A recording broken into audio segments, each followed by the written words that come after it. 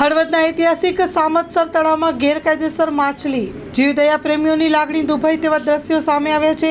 સામતસર તળાવમાં ગેરકાયદેસર માછીમારી મામલે હિન્દુ સંગઠનો લાલ ગુમ થયા છે।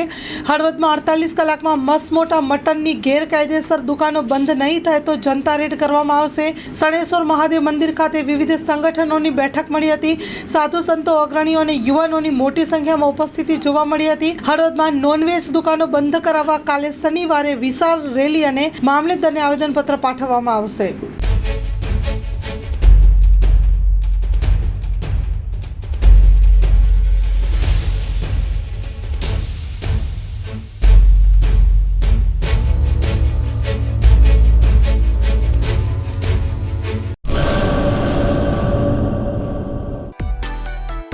માં motor driving, safe and sure driving. Driving એ શોખ સાથે આપની મોટી જવાબદારી પણ છે। અમારા ઇન્સ્ટ્રક્ટર દ્વારા સચોટ અને સરળ માર્ગદર્શન